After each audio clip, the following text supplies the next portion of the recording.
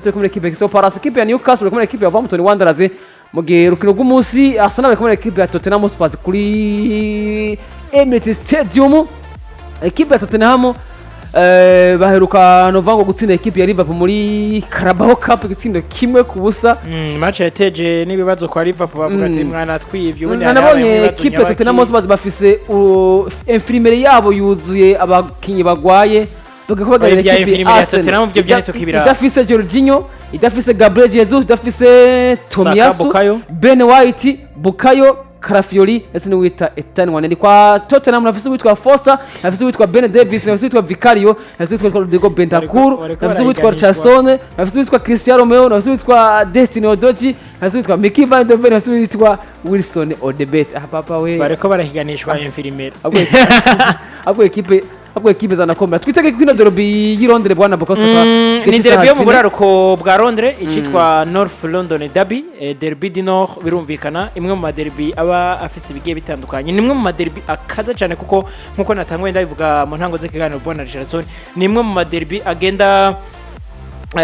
yegeranye cyane bibuga biba byegeranye cyane kusanga barimo ubwo buke babwiye butandukanye ni match ubona ko equipe ya Tottenham Hotspur iheruka gutsinda kera cyane equipe ya Arsenal iheruka gutsinda equipe ya Arsenal iheruka gutsinda kera cyane equipe ya Arsenal kera pe babire inkino iheruka kuyitsinda ndabire kabisa aho equipe ya Tottenham Hotspur iherukira gutsinda equipe ya Arsenal ariko akiri kurandabira brother ni equipe ubona ko zigiye kuba zihura zifise ndavuga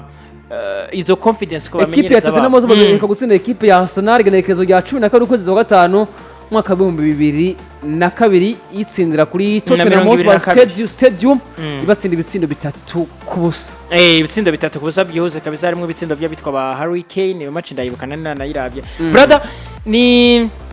equipe ya Arsenal bagiye kuba bakina bari kuri Emirates Stadium barakina kuri no munsi igihe cy'isaha 4 z'ijoro baraza kuba bariko barakira equipe ya Tottenham Hotspur bari muri mudu zitandukanye Tottenham Hotspur maze match zigera kuri 2 bariko baratsinda ko bari batsinze muri Carabao Cup batsinda equipe ya Liverpool ibitsindo kimwe ku busa bagenda muri no muri FA Cup batsinda equipe ya Tamrof nubwo ari equipe dakanganye ibitsindo bigera kuri 4 ku busa nimba ntihenze 3 ku busa bagenda bagiye kuba bakina na equipe Arsenal nayo ari complètement différent na equipe ya Tottenham Hotspur ko equipe ya Arsenal imaze match zigera kuri 2 itariki ratsinda bari bavuye gutsinda zigera kuri 3 banganije na Brighton muri Premier League batsindwa na Newcastle batsindwa na equipe ya Newcastle muri Carabao Cup banganya na equipe ya Man beza kubatsinda no ku mapenalty muri FA Cup biza bigatanga iki canke biza bigasugura iki biza kwerekana yuko na equipe agera kuri 2 agiye kubahura nivyo apare yabo ico bagenda kuba bahurije ko niko bafise infirmerie zitwa ko zuzuye yaba equipe ya Arsenal koko buritwa Bukayo Saka kubura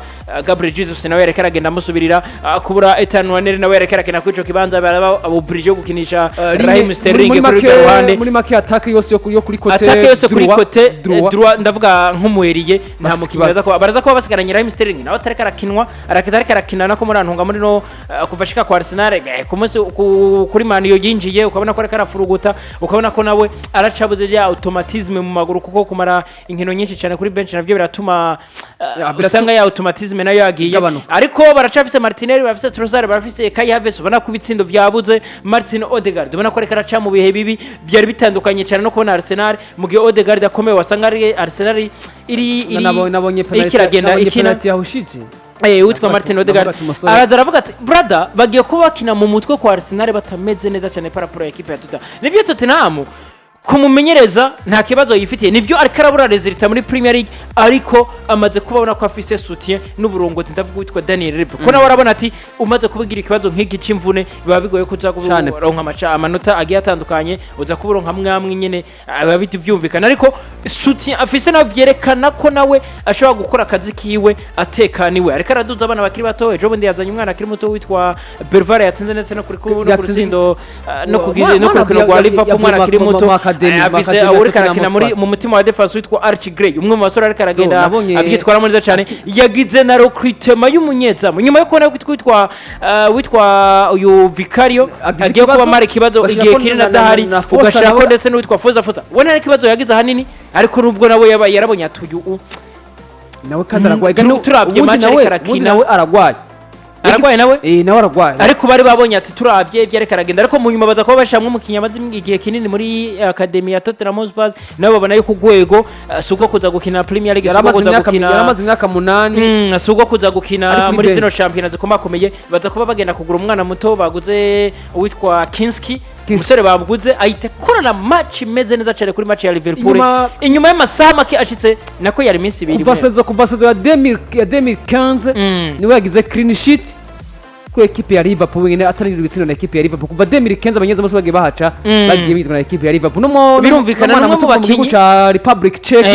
n'aka 21 yaje gukora exploit mu experiment neza cyane atari umwanya atanigiye kinina n'amana ndetse mu gisagara ca Londres akora ku kaza kameze neza cyane nibaza ko nuno musore washobora kuza abari mu izamu atanguramwo ariko muri rusange bwana Richardson novuga yuko n'ama equipe agira kuri abi yagiye kubahura adasangiye philosophy nivyo tugerageje kuraba ku musaruro muri Premier League uraza gusanga umusaruro ugenda gushusha haba kuri Arsenal ndetse na Totthenham Hotspur nubwo imwe iri mu kibanza kibi paraporo y'ikindi ko Arsenal mu kibanza ca gatatu bafise n'amahirwe yo gutsinda no munsi bamwe batsinze bagahita bafata ikibanza ca kabiri n'amanota agera kuri 4 inyuma ya Liverpool muri rusange ruvuga yuko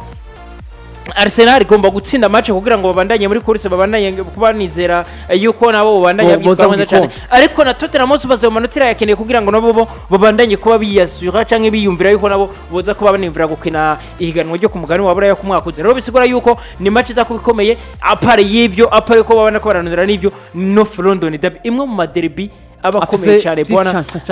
bwana Richardson ese nuko